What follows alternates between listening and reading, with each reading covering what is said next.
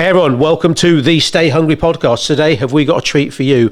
We have Joe Woodhouse in the house, financial planner, founder of Family Health 101. So if you want to take control of your finances and build lasting wealth for generations to come, this is the episode for you. Let's go.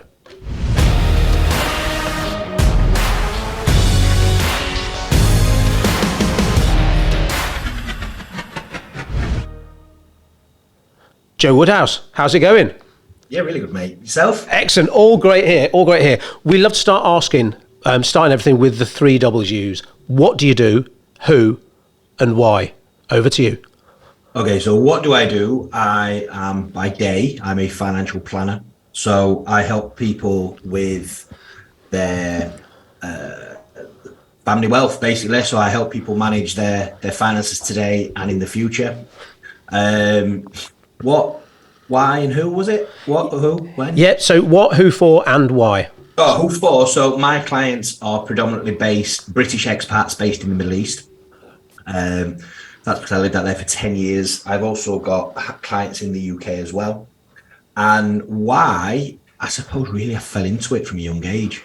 So I left school at 16 and I was of the upbringing of, without a degree, you'll be a bin man. And I didn't want to be a bin man.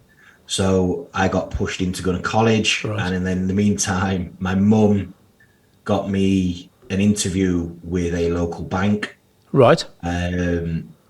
Which I didn't want, to be honest. I didn't want the job. I was happy. I was 16-year-old. I'm happy, sat at home playing on my Xbox all day. Nice. It's like, no, you're 16 now. You need to get a job.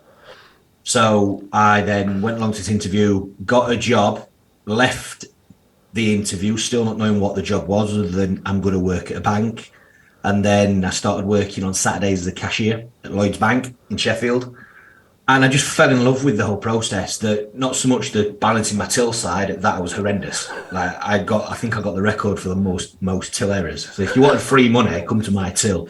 See, I've been a Lloyd's customer for 40 years. Wish I'd known that. Oh man, I was so bad. But I think the only reason they didn't sack me was because of the revenue that I brought the bank in. Because I fell in love with the whole sales, relationship building, that side of things. So I know it's a little bit different now, but this was back in the day when you go into your bank and the cashier would be like, do you want your account upgrading? Do you want to speak to the manager about a credit card, about a loan? Do you want to invest this money? We've got better savings accounts. And I worked out very, very quickly that I could double my salary by referring on, because I used to get £3 for every sale when I was 16. Right. And again, I've always been a numbers man. So I worked out if I do this many sales per hour, this many sales per day, this many per week, double my salary. If I was 16-year-old and getting paid more as a cashier than anyone in the country. Wow, good. Yeah, I remember the days of my dad putting on his suit to go and see the bank manager, talk to people, getting loans and stuff like that. But obviously going to a bank now, just a row of machines, and are those days gone now? Yeah, I think so, because they've removed targets and there's no sales targets and it's not sales driven anymore like it used to be.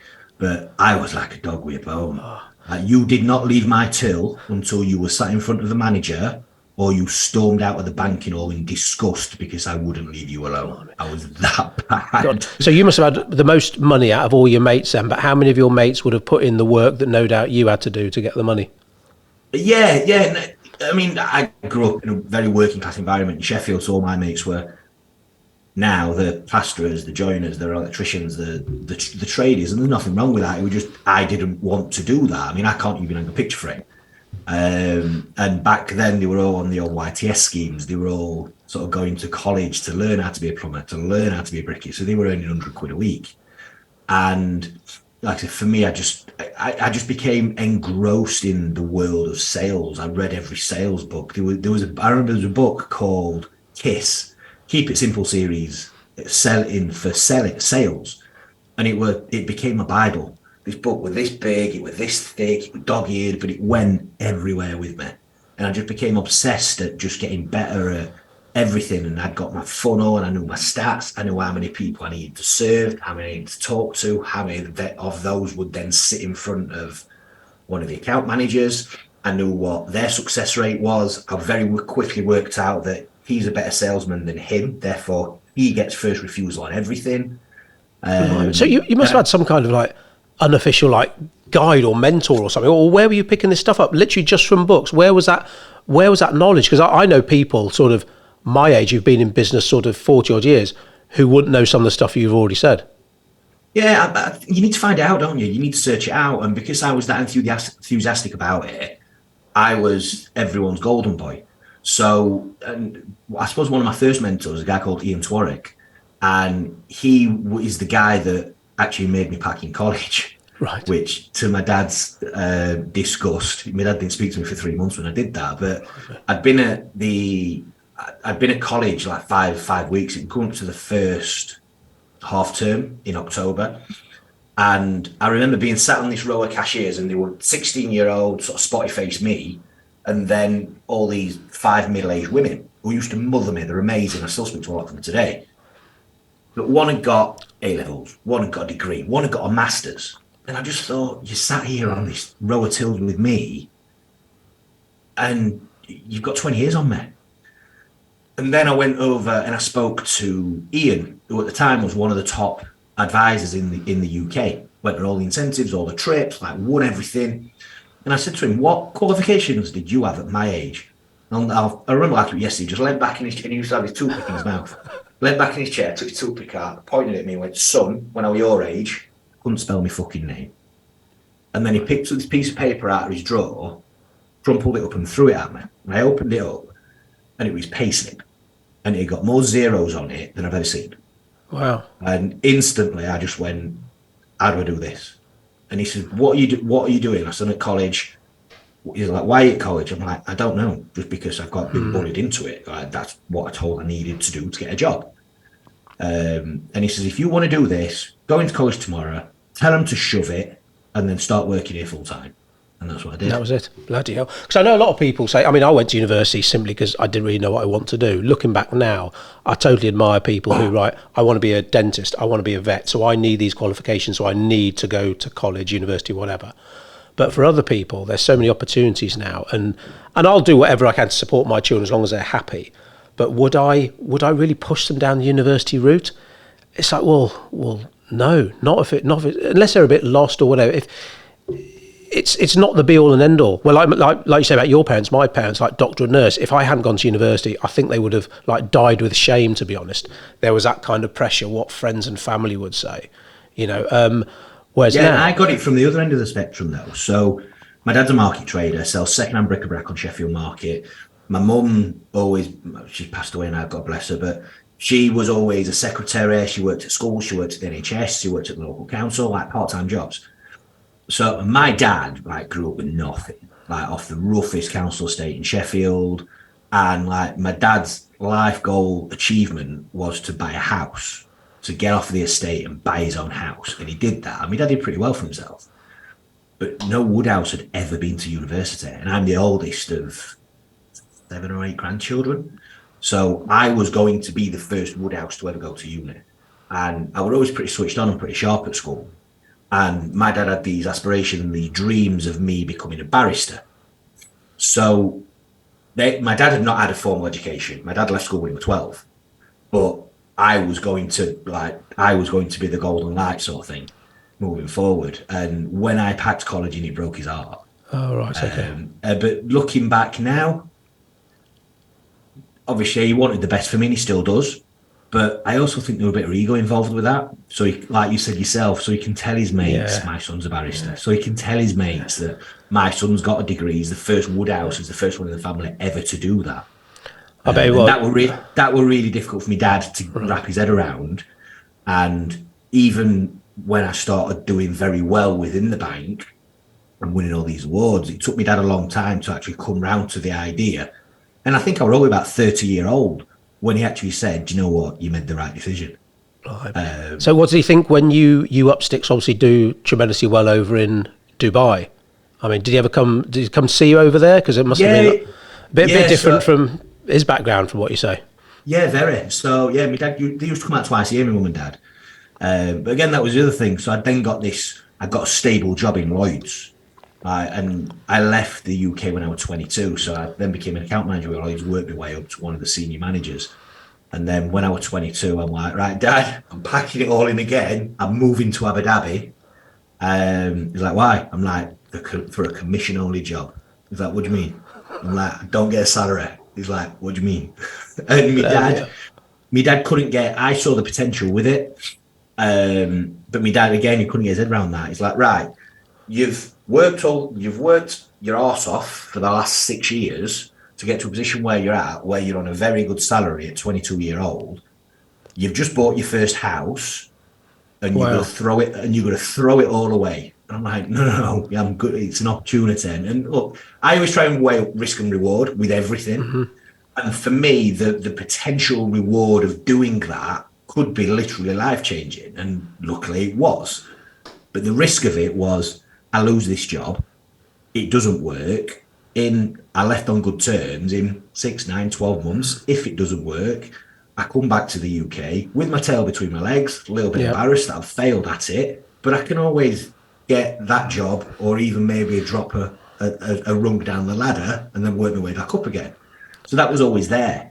As again, my dad's not a risk taker, so he couldn't get his head around that. Yeah, I suppose it's interesting to talk about fear of loss, fear of what people might say. A lot of people, they wouldn't have moved to Abu Dhabi because, again, what if it doesn't work out? Like I say, I've got to come back to the UK. And then, well, I suppose we all get older and wise and realise that most people, they've got their own shit to worry about in the first place.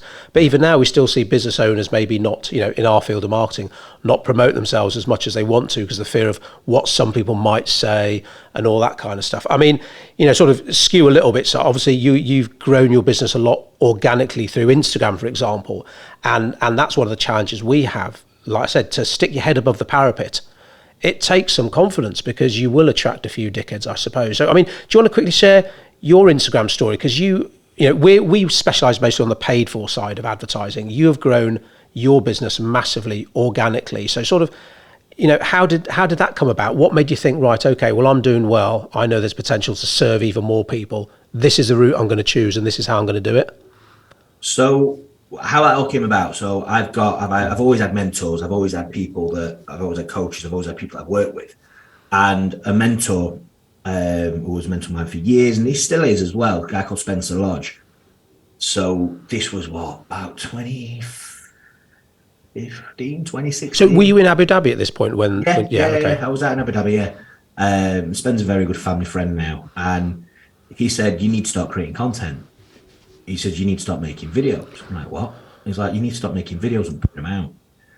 So I played at it for a little while and nothing really came off it. I couldn't find my flow. I wasn't comfortable on camera. I hated making them. What kind of content were you putting out? Like what sort of other people in your industry were sharing tips and stuff? It was stuffier. I was holding myself back. It were trying to, what is a pension? What is his current account? What is this? What is that? It was very much product driven. Right, okay. Because that's what I thought people wanted to hear. But it was boring and I wasn't as confident in myself then. It's like anything, you need to put 10,000 hours in, don't you? Yeah, when I first started, they were horrendous. And this is the advice I give to anyone. They're like, I love what you do. I want to do that. But I'm embarrassed about what people might think. I'm like, two things with that. One, they are going to be shit when you start. Just suck it up. Because the sooner you put the work in, the more you do it, the sooner they'll get better. And two, nobody's even going to see them. So nobody's going to see them when you start making them anyway, because you've not got a following. So be bad now while nobody sees it. And it's only when you start getting good that you'll start getting more followers and you'll start getting more people approach you. That's so sound advice, that is. And so did you see a gradual growth then, or was there one thing that like flipped the switch and suddenly you just started getting followers by the hundreds and hundreds? No, so it took me 4 years. It took me 3 years of making regular videos to get my first inbound lead, inquiry, whatever you want to call it. And it took 4 years to get from 1,200 followers on Instagram to 2,000. And the 1,200 I started with were just my Facebook friends anyway. Right, okay. And what are you at now? How many followers? 28,000. Amazing. 29,000, something like that. Amazing. And pretty much most of your inquiries now come through Instagram. Yeah. But I mean, what really did it for me? So again, something that Spen taught me. So I was holding myself back when I started making the videos, I got a lot of shit from my quote unquote peers in the industry. So other financial advisors. And there was stuff like he's embarrassing himself, he's an embarrassment to the industry, showing himself up, who does he think he is, why does he think he's better than us? And so I was really holding myself back on the sort of stuff I was putting out. So how did you process that kind of feedback? Because again, like, shit and haters that's coming towards you, how did you deal with that? How did you stop that affecting you as much as it could have affected maybe other people? I was very lucky that I had a very strong personality and support network in Spencer, my mentor. And I used to go to him every time, like almost in tears some days, because it was very rare directly to me. But I was getting sent screenshots of WhatsApp messages. He said this, he said that, he said this. And some of the people that were saying it, I thought were very close to me, and that really upset me. Oh, wow. So I went to Spen, and he said something to me almost daily for about 3 years before it sank in. And it is, your opinion of me is none of my business. And when I really got my head around that, it was like the switch just flicked in my head. And when I realized that, look, I'm holding myself back from putting out the content I want to put out because of these people in my industry, who are the only people that will never buy from me, by the way. Yeah, of course. When I sort of reframed it in that way, I'm like, why do I give a toss what they think? And when I got my head around that, that's when I started putting out like the skits and the funny videos. And I'm not frightened at laughing at myself, which again, I'm in an industry, financial services, where we're very important and we're very stuffy and we're better than everybody else and we talk down to people. And so the fact that I think where I really resonate with a lot of people is that I'm not frightened of laughing at myself. Don't do my videos I don't wear a suit anymore. I dress quite casual like this now because, again, I wore a suit from being 16-year-old until 32, 33. You wear less in some of your videos, if anyone's going to check them out. Some of my videos, yeah. But I didn't like wearing them. I always had this nervous twitch when I got a tie on. But that was what the industry did. And it was only when I stopped doing that and being more comfortable and being myself, and I do curse, and I've got a very strong Yorkshire accent, and I do talk with a bit of slang. And when I dropped this stupid accent that I put on, when I started wearing what I want to wear, when I started coming across how I want to come across, and that's when it really picked up. That's and massive. Also increasing. I was about to say, is that line again that your mentor said? What is it? Your opinion of me? Your opinion of me is none of my business. That's what you think of me is nothing to do with me. Massive, think what you want. Massive. Sorry, yeah, carry on. That's brilliant. And again, like when I got my head around that, it's sort of, I'm not bulletproof, but that's why I get the odd negative bit of hate now. No longer from people in my industry. The haters in my industry went from slagging me off to ignoring me to now it's how do you do it? Yeah, copying you. How much business do you get? Yeah. And again, I see all these accounts and these videos popping up, which affect some of them are just word for word, like a wish version of mine. Ever fancy that then, sort of coaching your industry then? No, not enough time. No, got no interest in it. Yeah. No, I'll always help people. If people ask me, I'll always help them. I'll go out my way to help them as much as possible. I mean, I've got a few guys that are starting out that send me the videos and I help them, give them a few tips and pointers.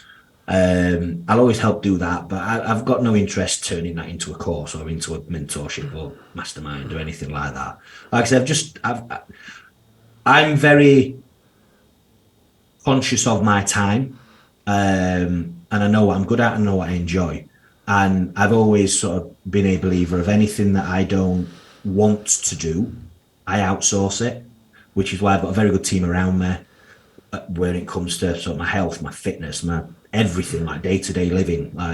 If it's something that I've got no interest in, if I don't have the time, the interest, or the knowledge to do it myself, I just outsource it and I pay someone else to do it for absolutely. me. Time is a currency of life, and if you can spend money to buy you more time, fantastic. Yeah. So obviously, Abu Dhabi, probably a lot of our listeners are thinking, working in the UAE, you see how amazing it looks on Instagram and everything. Obviously, you and your family had a great time there. You're back here.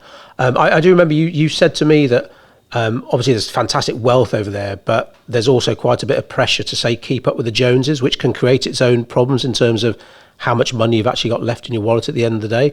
I mean, do you think there is a lot of pressure on people sort of wanting to play the A game, that you need this car, you need that, and that creates a load of financial problems for them?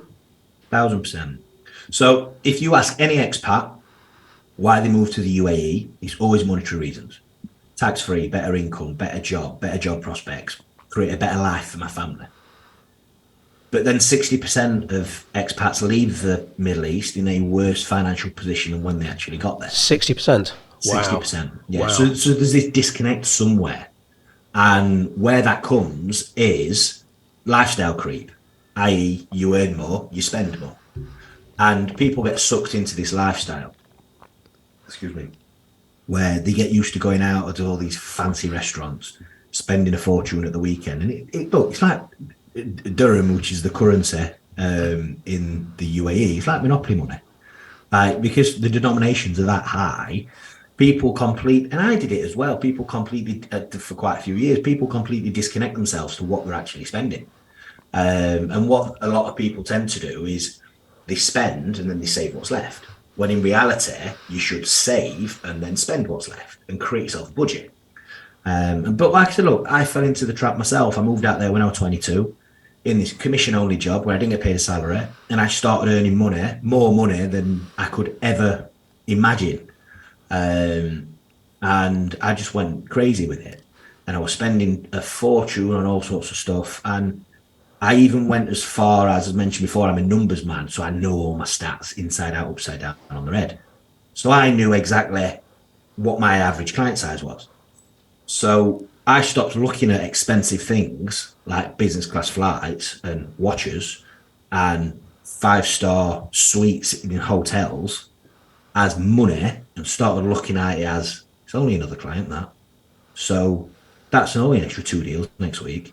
So I was buying things with a view of just work a bit harder next week and I'll earn it back. It's not actually cost me anything, which is a very dangerous game to play. Right, okay. And what brought me down to earth with a bang was when my wife and I were going through IVF. Right. And it took us 5 rounds of IVF before we were blessed with my twin boys, Henry and Jasper. And out there... Wow. 5 rounds in Canada. Shit. Yeah. There's no NHS. There's no financial support, so you pay for that yourself. And it was sort of at the time is never right, is it? So it was at the time when I changed companies, didn't get paid for 6 months with this new firm, new network I was under, and the market was going through, it was like around about the time of the Brexit vote, the market was going through a rocky situation. A lot of expats were leaving the Middle East. So people weren't buying. I'm at this new company I'm not getting paid at, and I've got £15,000, £20,000, £12,000 rounds of IVF leaving my bank account like money. And like I quickly ran out of cash. Right. Okay. And at that time, I very much like I played the victim. Why me? Why can't we have kids? Why is the market shit? Why is everything so expensive? Why don't we live in the UK where I get it free with NHS? And it was only when I stopped that victim mentality and actually took stock of, actually, no, Joe, you're in this massive 4-bedroom detached house with its own private pool and a huge garden.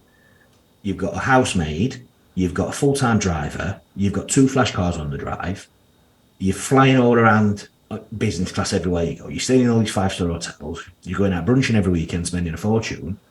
And it was only when I worked out what I'd earned as an expat versus what I'd saved as an expat and worked out what money I'd actually spent. And that was a massive realization for me, and also made me then start taking my own advice and putting a proper plan in place. So is that the number one sort of financial mistake you see people making? They think it's going to last forever, and it's not. It must be hard. Well, I'm trying to say it must be hard. I was in my 20s once, but that kind of decade where old age retirement seems like a long way away. Spend, worry about it later. I can start investing in my 30s and stuff. Are you sort of saying that, well, the earlier you can start putting money aside in the right places, the better? Or no, fuck it, do enjoy yourself in your 20s. But I mean, how would you tell like your kids when they start becoming teenagers, maybe going to college or maybe not? I mean, what's your kind of educational process around not just money, but investments and thinking about the future? I mean, I suppose really it's a case of starting them as early as possible. I mean, my kids, it's the birthday next week. So how old are the twins now then? So the boys are 5 next Wednesday, and Aubrey's 2 next Wednesday, my daughter. So mine are very young. So just piggy bank age at the moment. Yeah, Or do but even, those exist anymore? It's all cashless now.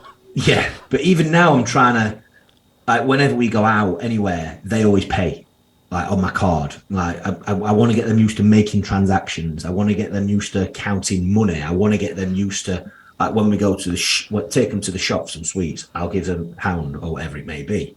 And they need to read the labels and make sure that they've got enough cash for whatever it is they buy. If they pick something up at £2, they know that they can't afford that because that's all they've got. And if they come and ask me for more money, I say no. So it's just, for now, it's little things like that. And obviously, I'm guessing this is going to evolve over time as they get older and become more sort of knowledgeable with it.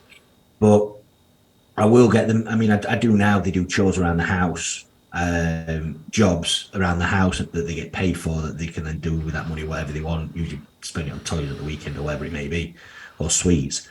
And as they get older, I'll sort of try and increase that, and also try getting them in the habit of putting a bit away, or even setting a goal of something they want, and then the money that I give them, a percentage of that goes to whatever you want to do this weekend, and a percentage of that goes to this thing that you want, whether it be tickets to Alton Towers, whether it be a bigger toy, or whatever that may be. And that's something that my dad did with me. Right, okay. I boxed growing up. So as a kid, I was always a boxer from being 10-year-old to 22. I had 43 amateur fights.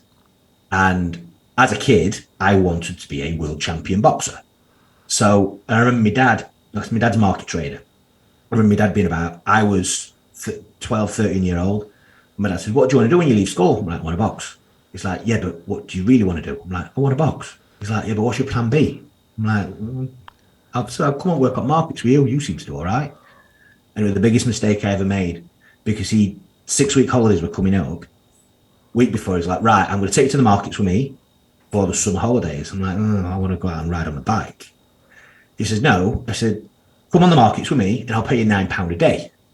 So my head quickly went, my math said, tick, tick, tick. I'm like, £9 a week, £9 a day, 5 days, 6 days a week you were working, 6 days a week, 6 weeks. I'm like, that's an Xbox. Yep, I'll come on the markets and work with you. So we went on the first Monday, he gets me up at 4 a.m. We left the house at 4:30. We got in went to the markets in his van, unloaded all his back of his massive Luton van onto the market stalls, stood on the market stalls all day, arguing with people, buying a cuddly toy at 50p, I'll give you 30p. Then loaded the van back up again at the end of the day, got home, unloaded the van, loaded the van for the next day, and we finished about 6 p.m. We're knackered. So my dad gives me my earnings, my £9, but he gave me in pound coins. So I said, "Right, thanks." As I'm walking off, he says, "Oh, Joe," says, "now you're working, you need to pay board money." I was 13, right? 12 or 13. I'm like, "What's board money?" So, "Well, you're working, so you need to pay rent." And I'm like, "Why?" He said, "Well, what do you think pays for the mortgage, the bills, the electric, Sky TV, to wash your clothes?" He says, "You need to give me a third of your wage." I'm like, "Really?" So he took £3 off me for board money. So I'm a bit pissed off about that. So I turns around, storming upstairs. He says, "Oh, Joe, by the way, how did you get to the market today?" I went, "Oh, in your van." He says, "Right, okay. 40p I need £2 petrol money." So he took another £2 off me, right? So he paid me 9, took 5 off me, left me with 4. So I'm miffed about that. Next morning, gets up, going to the market again, 4 a.m. He says, "Have you got your salary from yesterday?" I said, "Why do I need that?" I'm like, "What are you going to eat? How are you going to pay for food?" So out of the £4 a day, what I was netting, I then had to buy breakfast and lunch every single day. So I very quickly worked out that if I went into the cafe in the market and begged them and told them that my dad weren't paying me, they'd give me bits of free food. And did you last all 6 weeks? I didn't have a choice. And so end of day 4, I'm like, "I don't want to work at market for you anymore, Dad." He just went, "Tough, you've committed." And he dragged me there for the entire 6 weeks. Wow. Kicking and screaming a lot of days. One of the days he physically picked me out of bed, carried me downstairs and put me in his van. And then at the end of the 6-week holidays, said to me again, what do you want to do when you leave school? And I said, I still don't know, but I just know I don't want to work on the markets with you. And he went, right. Job done. And then he never asked me again. I think my first job when I was 16, working in the factories, packing poppadoms was my first job. And yeah, tenner a week. Always had to go to mum for housekeeping, tenner a week. Whereas all of my mates who were working, they couldn't believe it. Your mum's taking money off you. I was like, well, yeah, she's doing all my washing, the ironing, the cooking, all costs. But it's a good education. So when you see the tax man, you see your mum, there's only a certain amount of money left, and that's life. Yeah, and to be fair, when I bought my first house, they gave me every penny back, and then some. To be honest. Wow. So money habits. I guess they are like most habits. They are formed as kids. So your biggest financial influence until you met the chap at Lloyd's, was that your dad, or were there other people in your in other peer groups that sort of shaped your money habits? No, I think it was my dad. But you don't realise as a kid, do you? It was just ingrained into me. So my dad's a proper Yorkshireman, squeaks when he walks, knows the value of a quid, but has always done really well. Does he still work now, or did he retire at a... No, my dad he'll never retire, my dad. He's more for boredom than anything. He probably could retire. My dad's 61 Right, now. okay. But my mum passed away a couple of years ago, and they've been together since they were 14. So my dad was my mum and work. Like, work and my mum, that was my dad's life, and me and my brother. So now I think it's as much to fill his time than anything. My younger brother works on the markets with him as well. So again, I think they enjoy the camaraderie with it. And my dad loves it. Like, my dad loves meeting people. My dad is a born salesman, and he could have quite happily put his hand to anything. I think my dad had been very, very good in another life in my industry. It just so happened that he fell into selling bric-a-brac at Sheffield Market at a young age. But like I say, ultimately, as business owners, we do need to sell. You can be amazing at, marketing, but if you can't take that prospect, that lead, whatever you want to call, and convert them to make the till ring, you're fighting a losing battle. So yeah, and this is something I preach about a lot. So for me, two key skills that should be taught to kids in school. One is about finance, and second is sales. I don't care whatever industry you're in, or even if you're not working. Like, I'm selling my kids to get dressed in the morning. I am selling my kids to go to bed at a reasonable hour at night. I'm selling my kids to eat their dinner. You need sales in every aspect of your life, and that should be taught. And then instead of the periodic table, instead of trigonometry. Now, look, even if you go into a job where you need trigonometry or you need the periodic table, which for most people they never will, but even if you do, you still need to learn how to sell. And guess what? You're going to get paid at the end of the month. Your salary. You need to know how to manage that. But I actually think it's criminal that kids aren't being taught this in schools. I know it's. I mean, the responsibility on us as parents, because, like you say, there are so many real life examples. Like I say, if you want to learn trigonometry and that's kind of job you go into, you want to be a maths teacher, great. But some of the basic skills, and we're very aware of that. Yourself, myself, my family. But there might be parents out there who do sort of expect the school to teach them everything. It's like, well, no, they'll teach them the algebra. But when it comes to life skills, money, sales, business, whatever, a lot of that's down to us. And like I say, maybe sales, that's one of the things that we're also taught from a young age, that, salesmen, they're pushy, they got shiny suits or whatever. And it's got a bit of a bad rep, but there are so many shit salespeople out there. You've got to remember that, no, like you say, sales is an essential part of running a business, because you've got to make the till ring. Yeah, so. And it, like I say, unfortunately, it's a dirty word. Yeah. It shouldn't be. Call it negotiation, then call it whatever you want. It's the same thing. Yeah, absolutely. It's getting across your point as well as possible. That's all it is. Absolutely. So let's say someone sees your Instagram, they get in touch with you. Your team identify you, can help them. Sort of what are the non-negotiables? The kind of, I know. I don't know whether we have to give some kind of disclaimer about this is not financial advice, whatever, but, what are the kind of non-negotiables to consider when it comes to savings and investments? What to do with, you earn a certain amount of money, what do you do with some of it? Okay, so I always try and break this down to sort of simple steps and take things one at a time. The number one question I get is, what is the best investment I can make?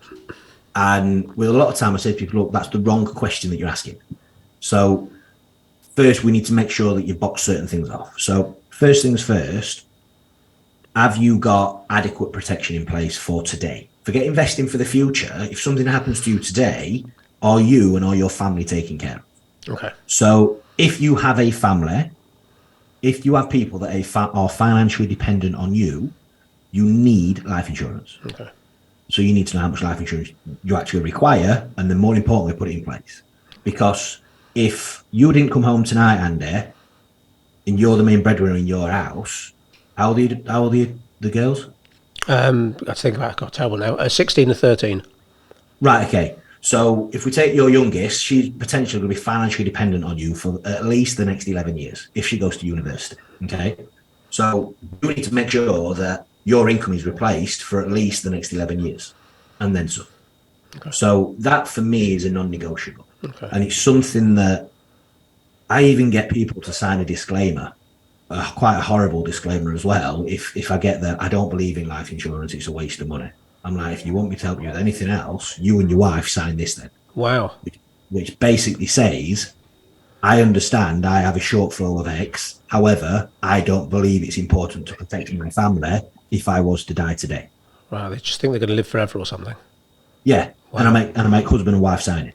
Wow. So because life insurance. The last thing I want is in 2 or 3 years' time something happens, and then his wife come back to me and say, why didn't you speak to us about that? Wow. No, it's my duty of care to make sure you understand this properly. Wow. So life insurance and a will, I presume, or some people out there, business owners, still don't have wills, do you find? Or has everyone got a will now? I don't know. Or a good will? It's crazy. It's crazy. So again, you need to make sure a will is in place, which, look, a will isn't expensive. You can get one for a few £100 with a solicitor. Don't do it online yourself. Go to a proper solicitor and get a will made. Okay. And all a will is, it just tells you money where to go, or tells the state where to send your money when you die. If you don't have a will, especially if you are not married, it's not a case of everything goes to your other half. They only get a certain amount, then the rest gets split between the kids. Especially if you had previous relationship with children with someone else, and that would be a shitstorm, I imagine. Exactly. So life insurance, will, and also critical illness cover. So what that is basically, if a doctor taps you on the shoulder today and says you are diagnosed with a serious illness, whether it's you've had a heart attack, a stroke, cancer, you have a serious accident, there is a policy you can take out what pays you a lump sum. Now, the reason this is really important, especially if you're a business owner, like I assume a lot of your listeners are, is with most businesses, if you don't work for the next 18 months, your business, you won't earn an income for the next 18 months. Therefore, if you're going through chemotherapy with cancer, or you're going through some serious illness, the last thing you want to be doing is fighting that, trying to recover, as well as worrying about money. So what this insurance policy does, it pays you out a lump sum, which takes that off your plate. So you've not got to worry about money while ever you're recovering. So you can focus your entire energy and your efforts on recovering and spending time with your family. Okay. Which anyone who's ever got cancer, in my opinion, doesn't say, I wish I can go out and earn more money tomorrow. It's, I wish I could spend more time with my family. So it gives you that. So after insurance, that's the first step. What's sort of next things that people, or some things people can consider? Clear off any unsecured debts. So number 2, make sure your debts are cleared. So loans, credit cards, overdrafts, store cards, that sort of stuff. Because again, if you're paying all this debt out, it's then going to massively restrict what you can actually do with your money moving forward. So secondly is get your debt cleared off. Third is make sure you've got 6 months expenses saved in a separate bank account. This is your emergency pot. 6, right? Shit. Okay. I thought 3 in the old days. Is it 6 now? Shit. Okay. Well, again, obviously it depends who you're speaking to, but I always tell people to have 6 months. Well, okay. And look, again, risk reward of that. The risk of that is, look, if it's 3 to 6 months, it's an extra 3 months savings that you're not earning any interest on. Yes, it is going to go backwards if you take inflation into account. But if you don't have that and the shit hits the fan, it means you're either trying to dip in your investments or you're bouncing off credit cards. Either way, it'll take you 10 steps back. So having 6 months there, in my opinion, covers if you're off sick, should cover if you're off sick. It gives you 6 months to get a new job if you get laid off, or if your business goes under, or whatever it may be, if you're a business owner. If the boiler breaks down, if the car breaks down, if the kitchen roof falls in, it's having that money there for the unforeseeable. Yeah. And I always say to people, is have it in a separate bank account. And if you're the sort of person that dips into it and that sees that shiny new thing that they want and thinks, oh, I'll put it back next month, I'll buy it and I'll put the money back next month, you never do. So if you need a bit of friction there, what I always say to people is go into town. If you bank, let's use my example, bank with Lloyds, go into town, pay to park your car, go into NatWest, queue up in NatWest for 45 minutes, however long you've got to wait these days, open a savings account with NatWest, cut the card up straight away, don't register for online banking, don't register for phone banking, go home, set a standing order up from your Lloyds account at the end of every month to go into that NatWest account. So therefore, if you want to get money out of that NatWest account, you need to repeat the same process. You need to drive into town. You need to pay to park the car. You need to queue up for 45 minutes. You need to wait at the till. You need to have the cashier interrogate you what you want this money for. Then you come out with the cash. Hopefully, those barriers that you're putting in place there, by the time you get to the front of that queue, will make you think, is this really an emergency? Or am I just trying to buy a new shiny TV? That sounds so simple, but yeah, very effective. Like you say, all it needs is a little bit of effort, and that'll put off a lot of people. Because we've got like a sort of a joint savings account, but I hadn't sort of realised that it was my wife's slush fund. So I was like, on Amazon, why are you paying for stuff on Amazon through that? Well, that's what I do. I'm like, oh, that's how it works then. So I sort of realise that now. But yeah, having a separate savings account away from your own bank, that's brilliant. Yep. So when it comes to like investments, obviously people, or maybe were talking about crypto or investing, that kind of thing. Any ideas you can share on that? First thing I say to people is know why you're investing. Okay, so make it a tangible. Obviously, I know you and I have spoken about it before. We're very goal-oriented people, but make it a very tangible goal and make the goal bigger than yourself. So, if we take your daughters into account, if we take my kids into account, because I know the numbers for this. So for all three of mine, and I always spoke about, I didn't go to university, and I will never push my children to go to university. I'll let them do whatever they want to do. But if they want to go to university, I want to have the funds there so I can pay for everything. Uni fees, rent, living costs. I don't want my kids, if they want to go to uni at 24, leaving uni, never worked a day in their life in a proper full-time job, and having 100 grand noose around the neck of debt, like a lot of students. I saw that video you did recently about the government's changing student loans and that you could end up just paying them off till you fucking retire. Yeah. So as it stands now, a student loan, you pay for 30 years or until it's paid off. So for most people, they pay for 30 years. That 30 years is increasing to 40 years. Shit. So again, if you graduate at 24, you're potentially paying your student loan until you're 64. Wow. So it works out like an additional 9% tax. So it's actually a graduate tax now. So all this, I'll let my kids get a student loan because that's what I had to do. In my opinion, it's bullshit. It's just you making excuses for yourself on why you're not putting money away for your kids. Yeah. So having that strong why and working that out, so say if all your three kids did want to go to university in 15, 16 years time, this is the kind of 650 grand. Shit. Right, okay. So for all three of mine to go to uni, with inflation, and me pay for everything, it's going to cost me 650 grand. But I know that number. So now I know that number, I can funnel that back to today.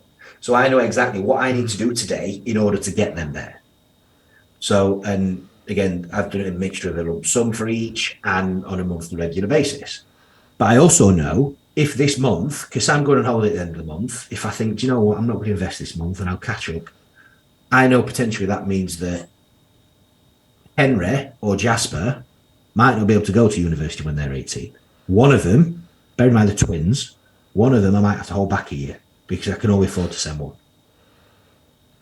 Or likewise with Aubrey, I'll be able to send Henry and Jasper. But then 3 years later, when Aubrey says, right, Dad, I want to university, I want to be a vet, I'm like, let's take a gap year first, sweetheart. Let's just wait a year. Not yet. Or do you really want to be a vet? Mm-hmm. So again, it's having that, making that goal bigger than myself. Because I know if I don't invest this month, there is a chance that in 13 years' time, I have to pick which one. And this sounds quite dramatic, but this is the way you need to frame it.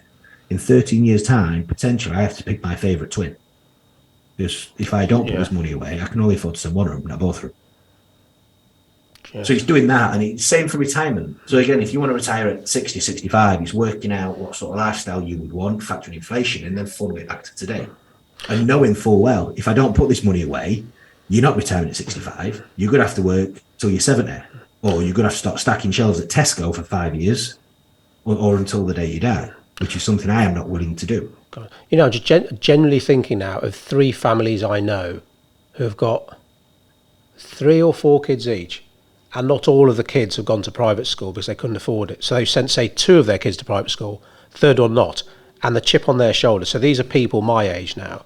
The chip on the shoulder they've grown up with because their 2 elder siblings went to private school, but mum and dad didn't send them because of financial reasons, which is not the kids' fault. That's had quite a long-lasting effect on them. Oh, it's bound to do. Bound to do. So what any other sort of top tips you can share? Yeah, so know why you're investing. Once you know why you're investing, I always say invest in things what pay an income. Okay, so the way I look at this, you've got saving, speculating, and investing. So saving is money in your bank account. That's your emergency pot. It's never going to earn you any interest, but it's instant access. We know we can get it straight away. Okay. Secondly is speculating. Now, for me, speculating is buying something what has no value to you today, i.e. it doesn't pay you an income. So, and this divides opinion, especially amongst business owners, because everyone loves a good cryptocurrency and NFT. But this, again, for me, crypto, NFTs, or even physical gold, it's not an investment, it's a speculation. Because you are buying something which pays you no income. And you can hold your Bitcoin for 1,000 years, and it will never earn you a penny until the day you come to sell it in its entirety in order to eat. Okay? So for me, that's really risky because you're pinning your entire hopes and dreams on the day you buy it and the day you sell it. That's it. And that for me is not investing. Okay. So what investing for me is buying something what gives you 2 bites of the cherry. So what I mean by that is buying something what while you hold it, it pays you an income in return. And the day you sell it, it's had the opportunity for the capital value of this thing to have grown as well. And there's typically only 3 ways. One is sort of fixed income, which is bonds, which is essentially you invest your money with a company and in return they pay you interest payments on it. Secondly is property. So you buy a property, you then rent that property out while you hold it. That's your income. Property value, property market increases. Then you come to sell the property. That's your capital gain as well. Or the third is the stock market. So you invest into the stock market. In return, the company pays you a dividend, which is just a share of their profits as a thank you for investing in us. That's your income. Again, there you come to sell it. Stock market's growing in value. That is your capital growth. When investing in the stock market, there's thousands of different ways to do it. Don't try to turn into Warren Buffett or some day trader. Just buy a fund what tracks the market. And again, this is something I preach a lot. 99% of the world's population should never buy individual stocks and shares. Okay. What makes you think out of the billion companies out there that you know the best 3 or 4? Most people don't. So just buy a fund what tracks the FTSE, which is the UK stock market. Buy a fund what tracks the S&P, which is the US stock market. And just buy them all. And you get the growth of the markets, but you get a much reduced risk because the age-old saying, don't put all your eggs in one basket. So you're diversifying. So if you're investing into the FTSE 100, which is the 100 largest companies in the UK, and one of those companies goes bust, it affects the index on a much smaller scale because the other 99 will keep it up. If you're investing in 2 companies and one of those 2 companies goes bust, buy 50% of your money overnight. Wow. So again, for most people, just buy and invest them again for the long term. Like I read an interesting stat the other day. These so-called traders, charge you 500 quid, copy me, I'll teach you how to trade and all this. Make 50% in a month or whatever bullshit they're touting. I saw a disclaimer at the bottom and it said 86, I kid you not, I can send it over to you. It was an ad, right? And tiny print at the bottom, to the point I had to screenshot it and zoom in to read it. It said 86% of retail investors on this platform lose money. Shit. 86%. Very, very tiny print though. Good marketing. I bet, that's terrible. Yeah. That's terrible. But again, this is the trade and buy and sell and do this. And no, it's not. That's not the way to invest. It's not about timing the markets. It's about time in the markets. Just invest and keep investing, because in the short term, the stock market's bounce around up and down. But over the medium to long term, they only ever go in one direction, which is up. So is that sort of like one of the biggest or common mistakes you see people making, that they've got to take a big risk and they just buy a load of crypto or whatever because they're just they don't read the small print, they're attracted by the fucking hell, I could like quadruple my money in a week kind of thing. Is that something you see quite a lot of amongst business owners who, I guess generally speaking, are willing to take more risks than Joe Public? Yeah, 100%. It's greed. That's all it is. It's greed. And again, and this is why people were jumping on the back of the bandwagon of crypto and NFTs and everything else. People buy things for greed and for ego. I have seen no better example of manipulating people's egos than NFTs. So I joke about this, that the best thing about, and it's gone quiet now because the market's died off a lot. Yeah. But the best thing about buying an NFT is being able to tell other people you bought an NFT. For me, it's pure arrogance. That's it. And I mean, when have you ever gone to Morrison's, bought a loaf of bread, got home, took a photo of it, and put that as your Instagram profile photo? Yeah. But people do that with these photos of these monkeys and these pigeons, what they're buying. It's just to show the world, look what I've got. I'm in this clicky group. When most of the people that are buying them, I say most, because there are some people out there obviously arguably doing what they're talking about, but most of the people that are buying them ain't got a clue what they're buying at all. They're just jumping on a trend and jumping on the back of a bandwagon. And a prime example of this is, so Jack Dorsey, the founder of Twitter, he sold his first tweet as an NFT. Yeah. For $2.9 million US. And he sold it to a guy who was the owner of $1 billion valued blockchain company. Okay, so arguably, if anyone knows what they're talking about, it's this fella. Yep. He tried selling it 9 months later. He couldn't get $14,000 for it. Shit, I didn't know that. Bloody hell. And probably worth less now. Well, yeah, but the market's too young. Yeah. And this is why, again, it's complete speculation. As if you look at the property market and you look at the stock market, we've got 100 years worth of data that backs it up, what I'm saying. As with cryptos and NFTs, the market's very, very young. Yes, some people will make a lot of money doing it. But the people that jump on it last, and I always say, look, when butchers and bakers and candlestick makers are telling you what to do with your life savings, it's time to run the other way or do a lot of your own research. Yeah. I mean, the amount of times I've been in taxis and taxi drivers like a good chinwag, and they find out what I do, and they start advising me, oh, you need to get on NFTs and you need to buy these cryptos, and I'm like, listen, I'm just putting my headphones in. Bloody hell. Right, okay. Now, obviously, talk a lot about finance, which is what I want to share with our listeners, but also always talking, we don't talk about a work-life balance. I think nothing's truly balanced. We talk about a work-life harmony a lot here at Codebreak. You're obviously a busy man, married, 3 kids, successful business. Any kind of tips that you can share with the listeners about how you manage to dedicate time to everything that's important and the people important to you in your life? Be laser focused with your organisation. 6 P's, proper planning prevents piss poor performance. So one thing me and my wife do every Sunday evening, we have a family meeting. So when the kids are old enough to do so, they will be brought into this as well. So every Sunday night, and this is completely non-negotiable, every Sunday night, kids are in bed, we sit down at the dinner table and we map out the week ahead. So my wife knows my work schedule, she knows when I start, she knows when I finish. She knows when my gym sessions are. I know when her gym sessions are. We know when we need childcare. We book in something fun to do with the kids. We book in the days when I'm doing school pickup and school drop off.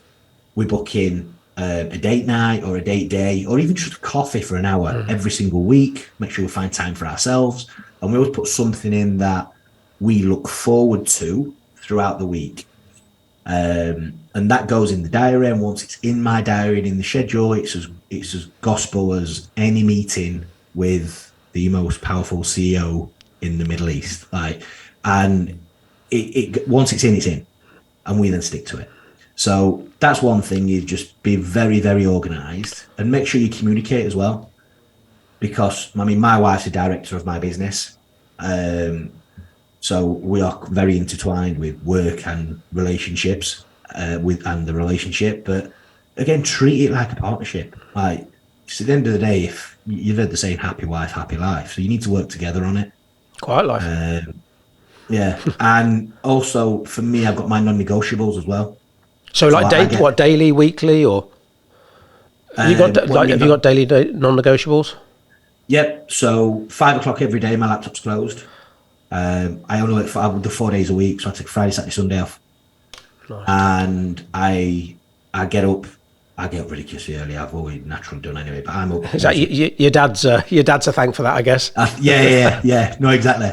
He's pushed my brother the other way. Like, at weekends, he'll stay in bed till. God. So I don't get it, but I'm a fully paid up member of the 5 a.m. club in the summer, but in the winter, when the days get shorter, for me to get up at 5 to walk, so my non-negotiable, and for the dogs, our dogs non-negotiable is a walk first thing.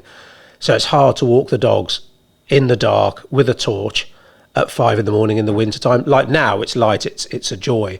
But do you get up at 5 a.m. like all year round? I get up at 4. 4? Shit. Yeah. What time do you get up? My alarm goes off at 4, but I'm usually up before that, to be fair. I'm in bed at 8:30, 9 o'clock. I've always been the same. I've always been early to bed, early riser. But I don't buy into the 5 a.m. club. I buy into whatever works for you. Mm-hmm.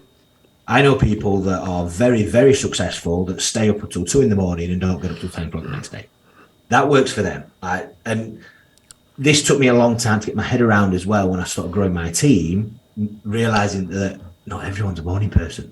And there used to be a kid that worked for me, and he left in the end, and he was good, and I lost him, and I think mainly because I was a lot less mature at that time. This was in my mid-20s, that I used to fight with him to get in the office at 8 o'clock every morning.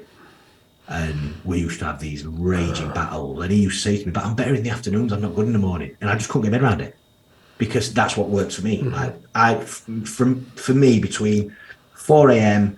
and 11 a.m., I am on fire with everything I do. My brain's firing. I'm full of energy. I'm full of beans. But for me, late afternoon, 4 or 5 o'clock is where my energy is lowest, usually. So by the time the kids get up for, well, I guess like nursery or school, you've done more than a lot of people have done by midday, I guess. Yeah, so my routine, so I'm up at 4.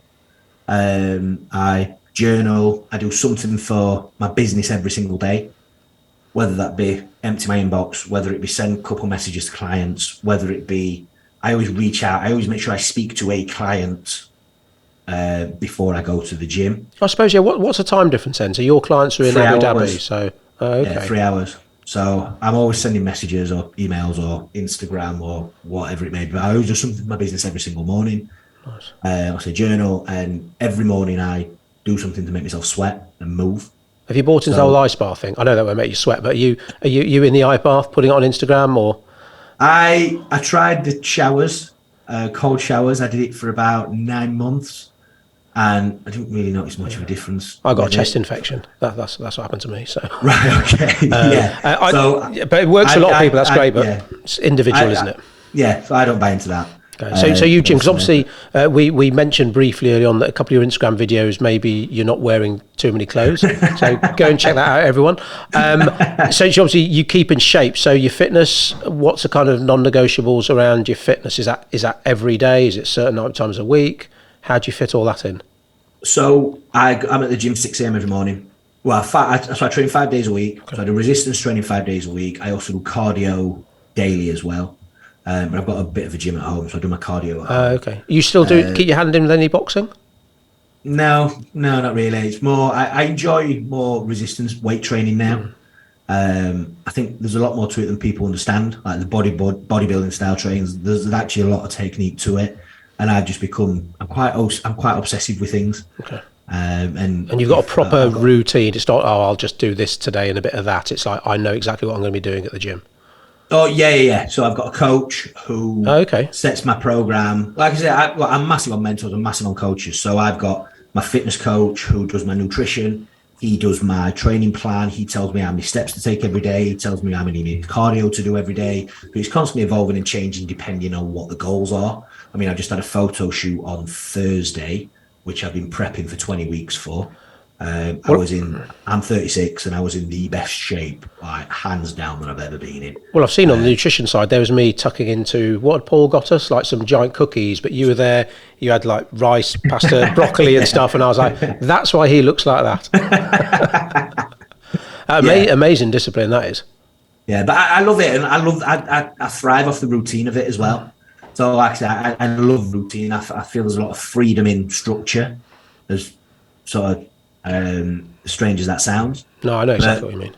But for me, like I said, having a coach, having someone there, they take all the guesswork out of it for me. So literally all I have to do, I just have to turn up and tick the boxes. Like, I'm not saying it's easy, because it's not, but it's simple. And would you say some of that, how I try and run my life. And would you say some of that, when you say your fitness coach, is down to accountability as well as giving you the program to work to? Are there days where you think, I might skip it, but obviously you can't let him or her down, and that's another benefit? Yeah, 100%. So there's that, and that is why I booked the photo shoot.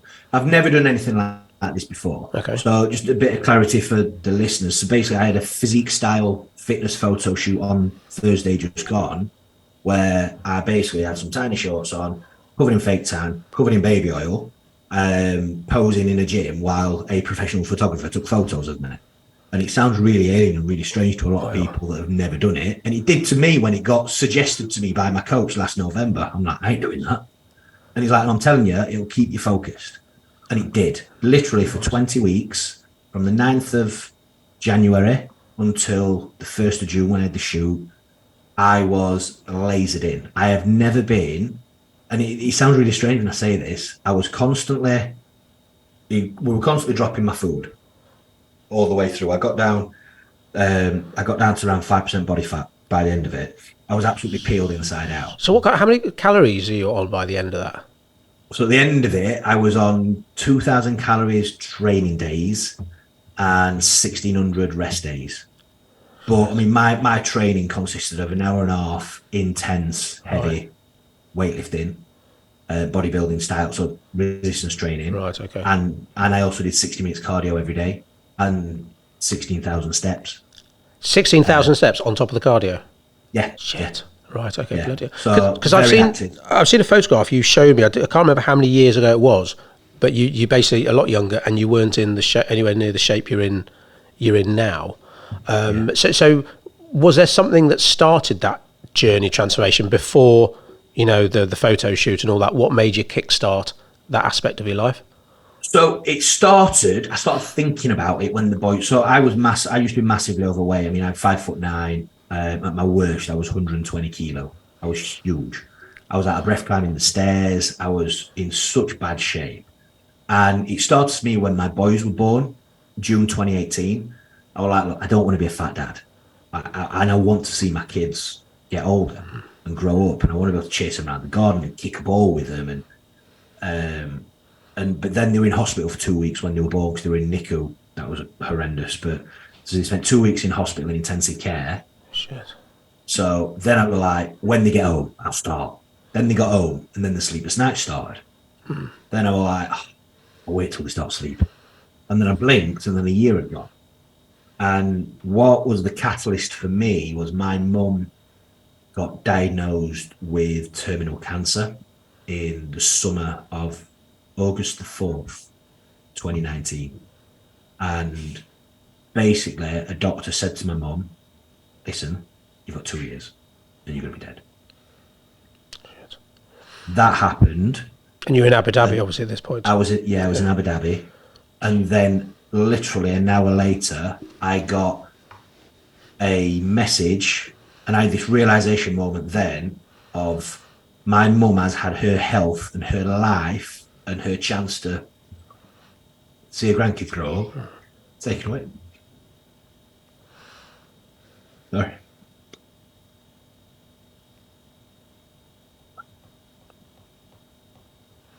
So yeah. Take your time, man.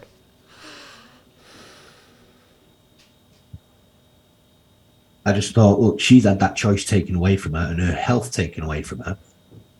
And I didn't want to waste mine. And I want to see my kids grow up. And that was the switch. Yeah.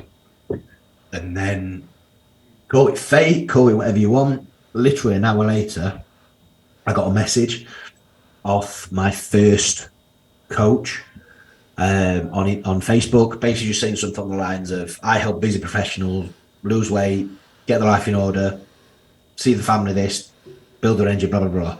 Just a sales page. And I reached back out to him. I said, just send me the payment link. I'll pay you. I'm in. He's like, let's jump on a call. I'm like, no, I'm in. He's like, but you know how much it costs? I'm like, I don't care. Like, this is more important to me than money. And that when it all started. Wow. And then I started working with James, worked with James for 2 years. And then I just fell in love with it. Like I said, I fell in love with the routine. I fell in love with, and I'm a numbers man as well. So every day, and I still to this day, I get weighed every single day. Every day I was seeing that number on the scales get less. Every week when I was sending my check-in photos, my belly were getting smaller. Every time I went in the gym, and I track all my numbers in the gym. So the number of reps were increasing. Then when I get to the top of the rep range, the weight increases. So it's those little micro wins that tell me that I'm moving in the right direction. And that's what I've become obsessed with, is just chasing that. Absolutely. Well, I remember when I drove up to South Shields to do a podcast with Paul Mort, and he said mental health needs physical support, which I don't know whether that's a popular line, whether Paul just came up with that, but I was like, okay, no, that's so true. And so have you seen, on the back of your fitness journey, seen other aspects of your life, mentally or in business, improve on the back of it? Or what kind of changes have you seen? So for me now, my health is paramount to everything that I do. So when I'm healthier and fitter, I feel happier. I'm less stressed. I handle potentially negative situations better. I'm a better dad. I'm a better role model. I'm a better husband. I've got more energy, so I can get more out. And this was an excuse I used at the time. I've not got time to go to the gym. I'm too busy. But it was only when I started investing an hour and a half a day in the gym that I bought myself an extra 2 or 3 hours with higher energy throughout the day. I sleep better when I'm training as well, which also then increased my energy for the day after. So you just have this knock-on effect. And what I did, another thing that I don't think I lacked confidence when I was overweight, but I realise now I'm much more confident in myself and much more assertive now. And look, whether people like to admit this or not, the second you look at someone, whether conscious or subconscious, you judge that person. Absolutely. You make an assumption of that person, of what they are like and whether you want to do business with them. And again, this is not something I realised with when I was massively overweight and I got my shirt gaping here. But a lot of people must, I do it now. A lot of people must have looked at me and thought, I'm not working with that slob. That is a harsh reality of life. Yeah, as now I actually get a lot of people reach out to me saying that I really respect what you do, because I share my story on my health and fitness. I love it. It's a passion of mine. So I talk about it quite a bit on social media.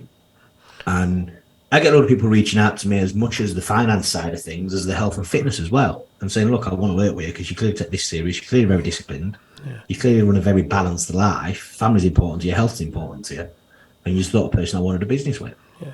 So again, that was a big realisation. I suppose being a parent as well, I was reading yet another report, like just the other day, about the activity levels of the parents, especially the mum, for whatever reason, have a direct influence on how active their children are and the decisions they make with their health.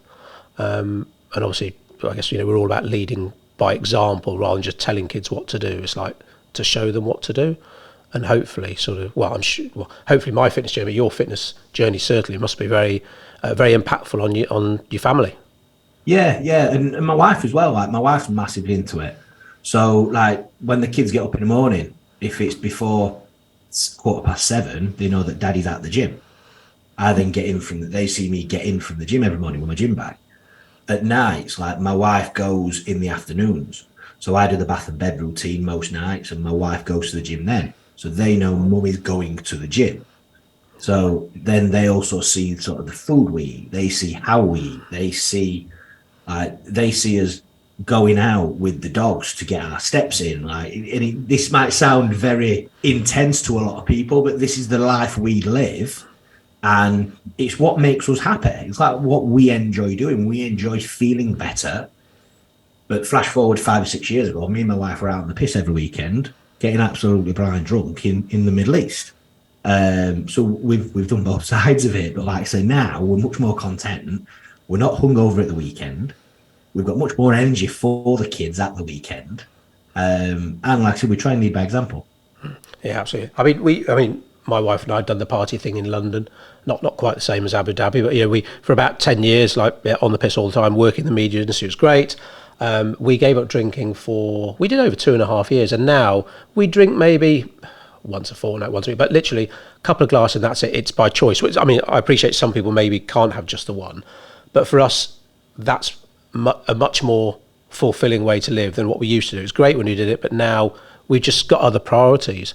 And I guess it's hard not to preach because everyone does seem to be giving up something. Like everyone is giving up booze. If you drink caffeine now, you're a loser and all this stuff. And, maybe you've got to have a couple of vices. But I mean, what's your kind of situational change with something like alcohol?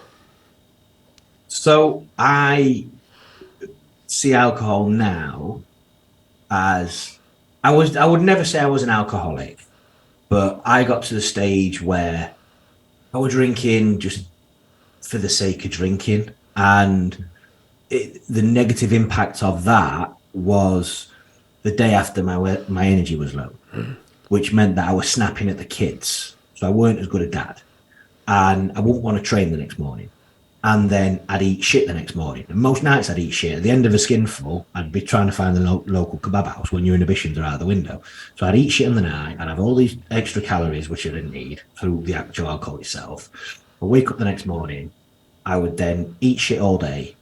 And then it would just like this perpetual cycle. And then the week after, I'd probably do it again. And it was just like I'm working my arse off for 5 days a week in the gym. And then 2 days a week, I'm basically just wasting that week. So I just sort of looking at it like that. And I now drink, at Thursday. So after the shoot Thursday, I had all intention, with the lads after, having a skinful. I had 2 cocktails and I was just like, you know what, I've had enough. I'm not interested. In bed by 8 watching Veer or something, yeah. Pretty much, yeah. We literally went for a curry in the evening.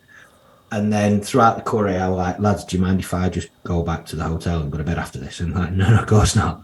So I would tuck to in bed by 9:30. Just kind of knackered. But that's the first time I had a drink since Christmas. But what I now do, don't get me wrong, I do enjoy having a drink. I love nothing better than an amaretto sour, especially when me and my wife are away for the night, away from the kids. But I plan it, again, goes down to planning. I plan it in and I book it in the diary.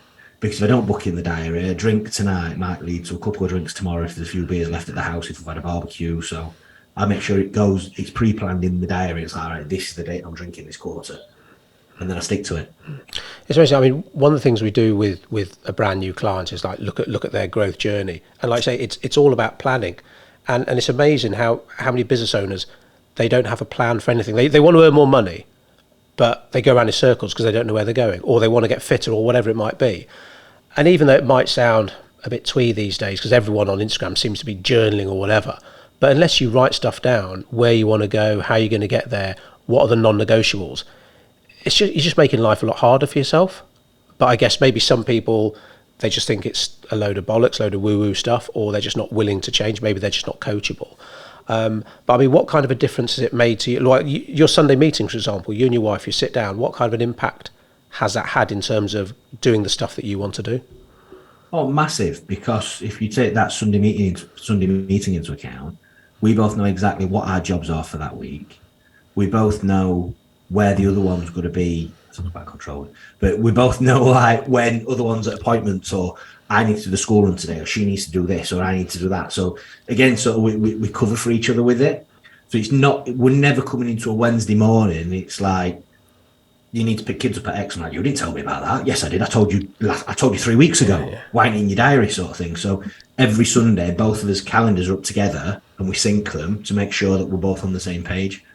Nice. And what gets written down gets done. Like you say, I think you mentioned date lunch, right? This is where, and my mum laughs because she thinks it does sound that you mentioned control. It does sound like nothing spontaneous. It's control. It's like, well, no, just it means we can do the stuff we want to do, like going out for a coffee, going out for a date lunch. Otherwise, it's the end of the week and shit. We haven't spent any time together.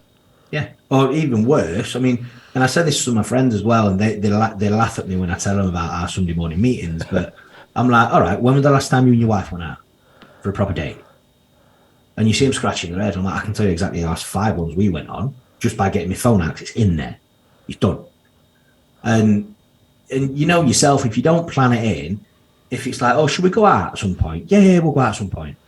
And then a week, 2 week, 3 week, 4 week. Then all of a sudden it's like, you know what? We've not spent any time together for the last 2 months. And we were guilty of it as well.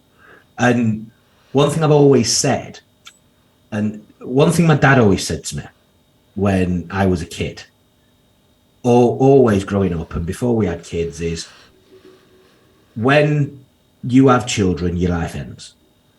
It's all about the kids. One thing my dad's always said.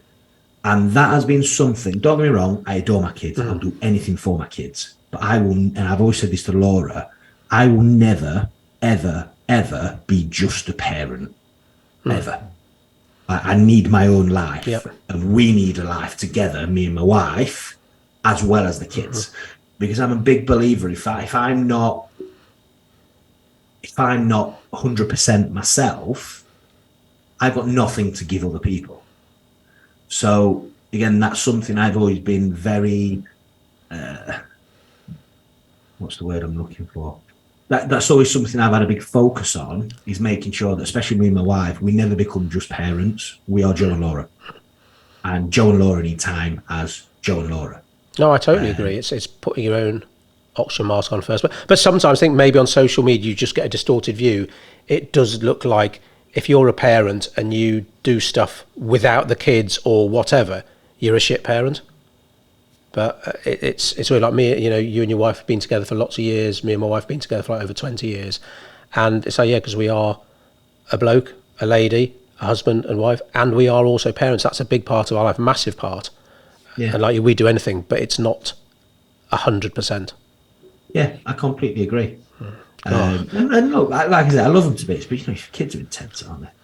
Wait till the teenage years. I mean, hopefully I've learned some lessons today, because when you talked about teaching your twins who are like 5 about money, I'm like, oh shit, well my 2 girls just come to me and say, Dad, I'll get the fare, can you lend me 20 quid? Or Dad, and well, teenage daughters, I basically just give them the money, and Joel will sit next to me and he'll say, I'm aware I haven't got children, but he's like, you shouldn't be doing that. And it's like, I know, but right, I'm going to be strong when I get home now. Like I'd like to think they understand the value of money.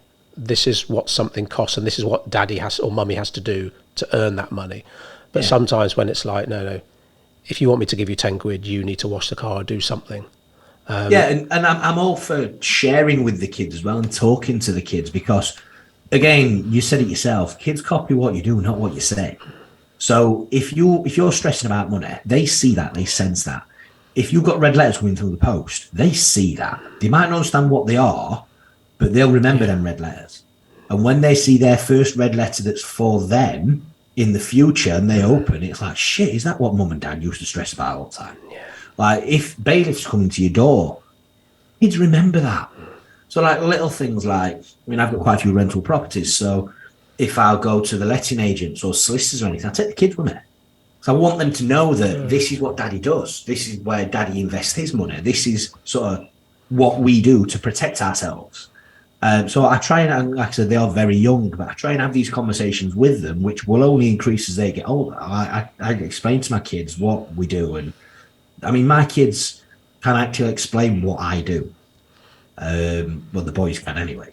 Wow. On how I help people protect their family's financial future. Like whether they understand it or they just remembered it parrot fashion, I'm not 100%. But they can tell people what I do, and like they love making the videos with me So I've done quite a few videos where I bring the boys in. Like we've done one where we talk about inflation using Smarties. We've done one where we talk about paying off debts using M&Ms. We've done one where we talk about bull and bear markets. Jasper's dressed as a bear, Henry was dressed as a bull, sort of thing. So they love making the videos with me. Nice. And I suppose trying to get them as involved as possible. And I suppose most of your maybe ideal clients are family people themselves.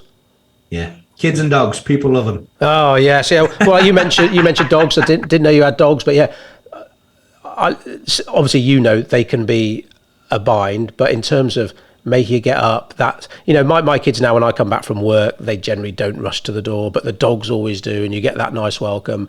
No matter whether it's pissing down, freezing cold, they need their walks, so you get your steps in. And we go on holiday, but not maybe as much as some people, because being at home with our family, with our furry family, that's like a holiday itself. And in our hall there's a framed print, and it's "Bless this house with love and laughter."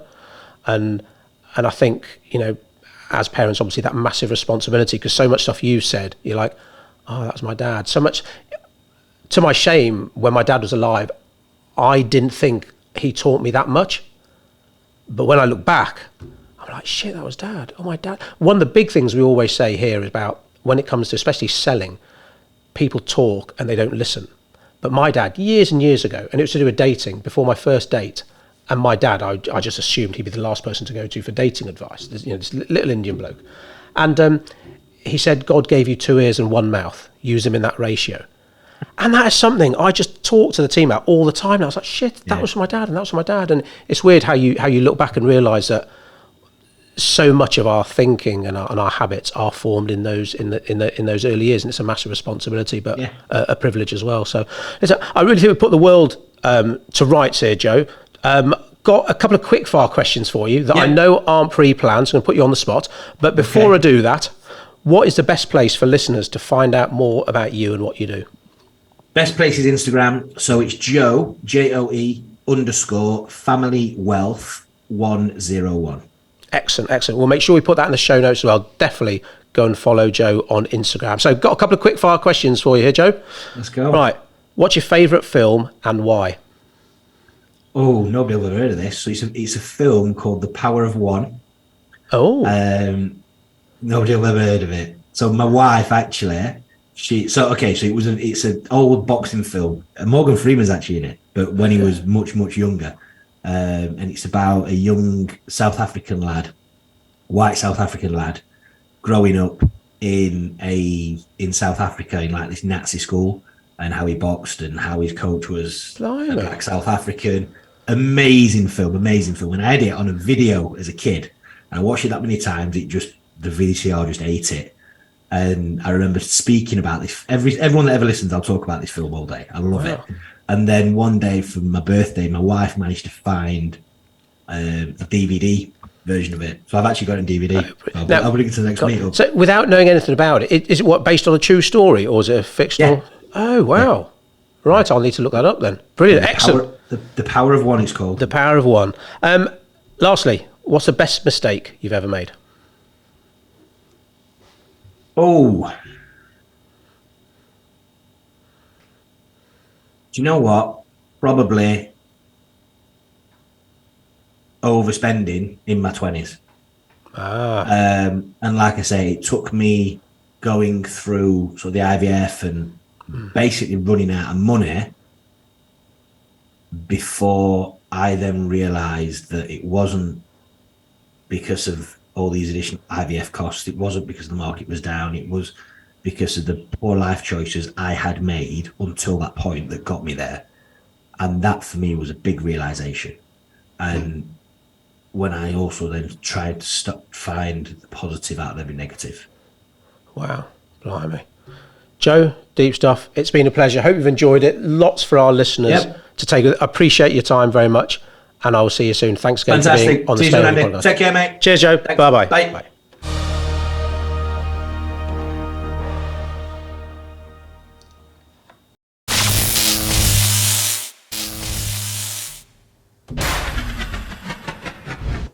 You've been listening to the Stay Hungry podcast. Don't forget to subscribe, share, leave us a review. I'll love you forever. Visit andyandjoel.com if you want to know more about our coaching. We'd love to hear from you. Take care, everyone.